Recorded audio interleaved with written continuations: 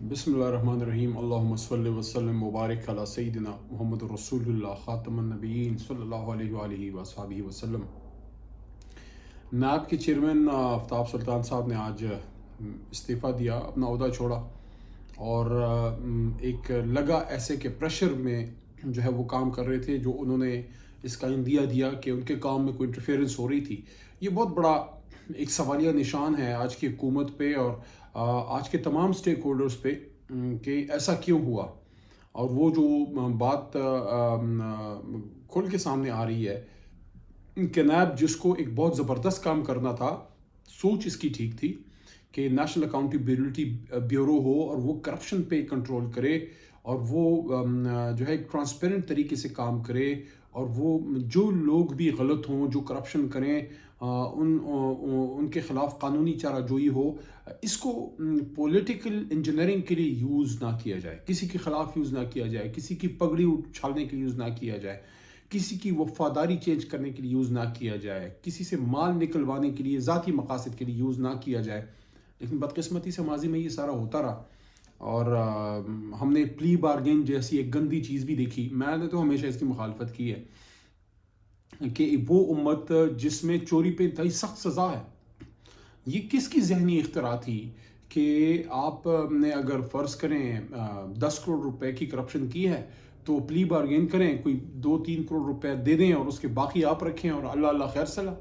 ایسے بھی لوگ آج پولیٹیکل اسٹرکچر میں موجود ہیں جو باقاعدہ نیب زدہ ہیں، کہ نیب میں ان کے کیسز چلے، انہوں نے پلی بارگین کی اور پیسے اپنے پے کیے اور کچھ واپس کیے، کچھ رکھ لیے، اور باقاعدہ پھر الیکشن لڑنے کی طرف آ گئے اور معزز بن گئے، حج وغیرہ کر کے جناب لوگوں میں ووٹ لینے چلے گئے۔ کچھ تو ان میں ایسے بھی ہیں جو اسمبلیوں میں دوبارہ پہنچ گئے۔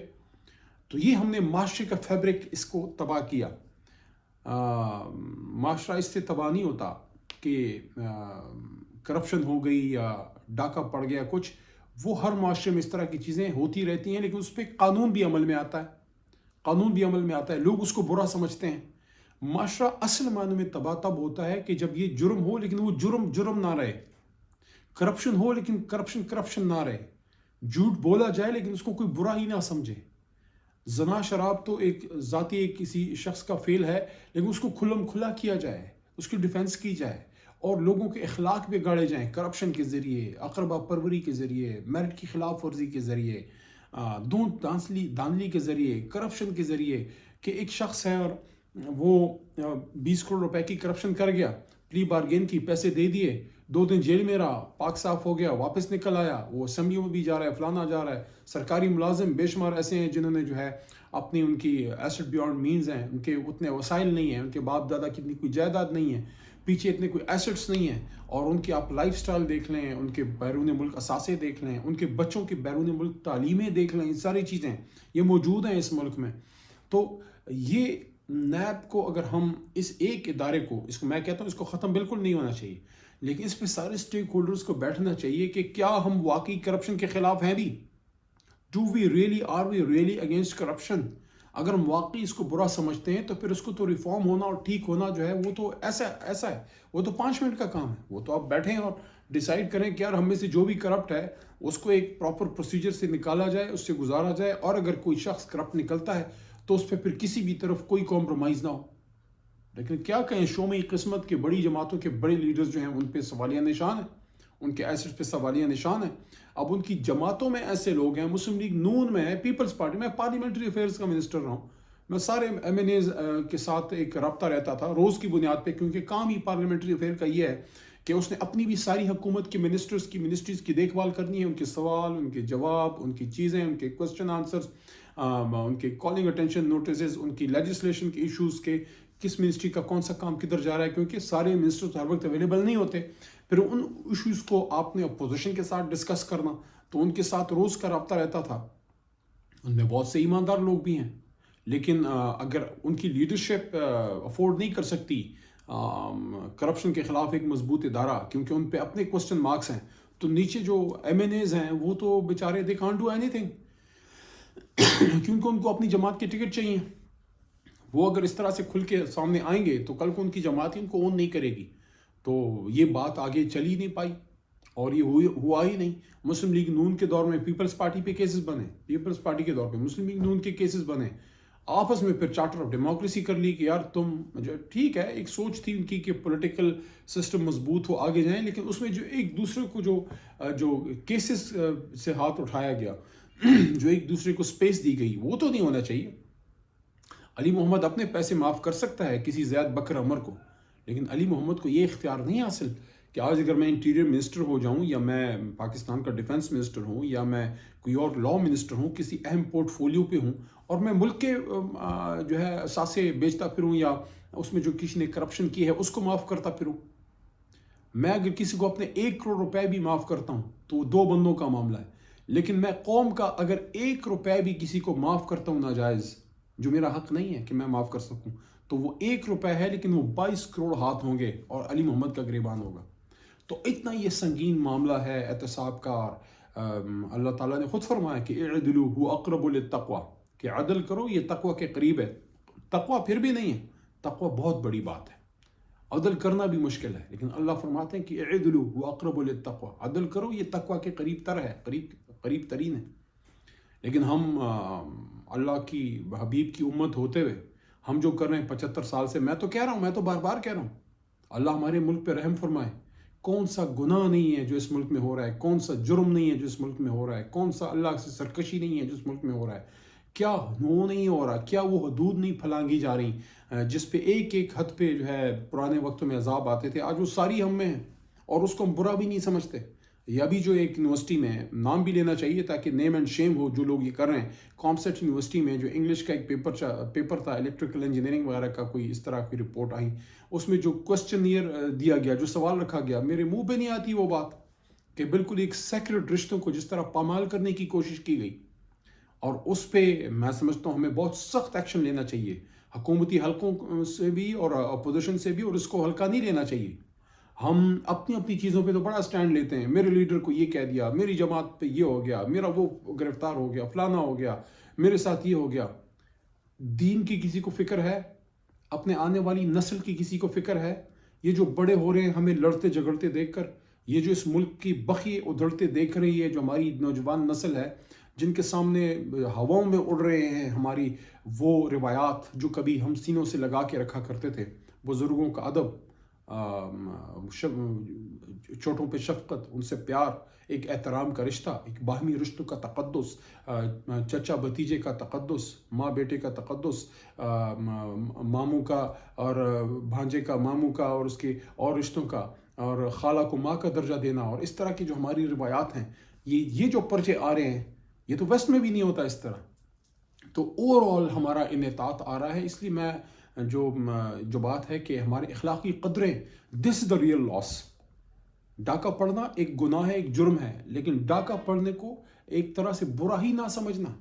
ایک روز یہ خبریں آ رہی ہیں جناب وہاں پہ ریپ ہو گیا, وہاں پہ جناب بچی کی عزت لوٹ لی گئی, گینگ ریپ ہو گیا جناب, بچی کو نوکری کا جھانسا دے کے اس کے ساتھ, اور روٹین کی خبریں ہیں, نو بڈی بادرز. یار وہ کسی کی بچی نہیں ہے, وہ جس کی چادر کھینچی جا رہی ہے وہ کسی کی بچی نہیں ہے, وہ جس کے سر کے اوپر سے دوپٹہ کھینچا جا رہا ہے, اس کا واحد قصور یہ ہے کہ وہ غریب ہے, یا وہ یتیم ہے, یا اس کا باپ کوئی مزدور ہے, کوئی بٹی کا, کوئی فیکٹری کا مزدور ہے, تو اس کی بچیاں, اس کی بیٹیاں جو ہیں دے فیئر گیم, غریب کی عزت برائے فروخت ہے. اس پہ تو اللہ کا عرش ہلتا ہے. اللہ سے ہمیں معافی مانگنی چاہیے. یہ جو زلزلے آ رہے ہیں یہ اللہ کی ناراضگی کا اشارہ ہے. اللہ نہ کرے یہ امتحان ہم پہ آئے اور ہماری پہلے ہی ہماری حالت جو ہے وہ دگرگوں ہے. میں تو جو صاحب نظر ہیں, جو دین والے لوگ ہیں, ان سے بھی میری درخواست ہے, ہم سب بھی, ہم تو گناہ گار لوگ ہیں, اپنے ملک کے لیے دعا بھی کریں, اللہ سے مانگیں کہ اللہ یہ کس امتحان میں ہے, یا اللہ لا الہ الا اللہ پہ یہ ملک بنا ہے, یا اللہ تیرے کلمے پہ بنا ہے, اس ملک کے ساتھ تیرے حبیب کا نام جڑا ہے کہ پاکستان کا مطلب کیا, لا الہ الا اللہ محمد رسول اللہ, ہمارے حبیب نبی آخر الزمان خاتم النبیین صلی اللہ علیہ وسلم کی روحانی فیض سے یہ ملک ہمیں ملا ہے, ان کی خواہش پہ ملا ہے. غزوہ ہند کی خبریں ہیں اس دھرتی سے, اور 75 سال میں ہم نے اس کو بھیک منگا کر دیا. جن لوگوں سے آزادی لی آج ان کے در پہ کاسا لیس ہیں, IMF, ورلڈ بینک, یہ وہ. میں نے کئی بار قومی اسمبلی کے فلور پہ ہر بجٹ سیشن میں قائد اعظم محمد علی جناح کی 1948 کی اسٹیٹ بینک کی وہ اسپیچ کی بات ہمیشہ کی ہے کہ سودی نظام سے نکلو. قائد کہہ رہے تھے کہ ہمیں اپنے اسلامک اکنامک سسٹم کو دینا ہوگا کیونکہ ویسٹرن اکنامک سسٹم نے دنیا کو 2 جنگ عظیم کے علاوہ کچھ نہیں دیا. جو ان کی اسپیچ ہے نا کہ اسٹیٹ بینک کو کہ آئی شل watch with کیننس the work of your research organization in devising the banking principles according to Islamic جو ہماری بینکاری کا نظام ہے. اور وہ کہتے ہیں کہ the western economic system has given nothing to the world but 2 world wars. تو قائد کے بھی ہم فرمان پہ ہم نہیں گئے. ہم دین اور قرآن سے تو ویسے بھی باغی ہیں اور آپس میں روز ایک دوسرے کی عزتوں پہ حملے اور یہ جو اقتدار کی لڑائیاں اور یہ چیزیں کیا مانگ رہے ہیں. ہم یہی مانگ رہے ہیں کہ الیکشن کراؤ, عوام کو فیصلہ کرنے دو. کل عمران خان جس حالت میں عدالت میں گئے ہیں یہ کوئی جانے والی حالت تھی.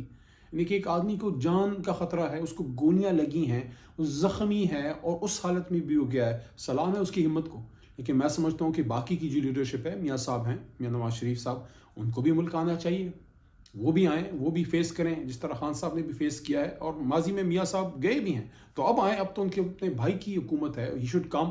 اور جو سیاسی مین لیڈرشپ ہے وہ بیٹھیں کہ اپنے ساری چیزیں ہم عدالتوں میں لے کے جا رہے ہیں, وہاں پہ لڑائیاں ہیں, یہ ہے وہ ہے, کیسز ہیں, فلانا ہے. اور یار سیاسی آپ بیٹھیں, ڈسکس کریں کہ الیکشن ہمیں وقت سے پہلے چاہیے اور 2 اسمبلیاں ٹوٹ چکی ہیں. آئیں اس پہ بات کریں کہ قومی اور صوبائی اسمبلیاں کا الیکشن جو ہے وہ اس 90 دن کے اندر ہو, اور کچھ مہینے پہلے اگر قومی اسمبلی کا ہو جائے گا تو کوئی آسمان نہیں ٹوٹ پڑے گا.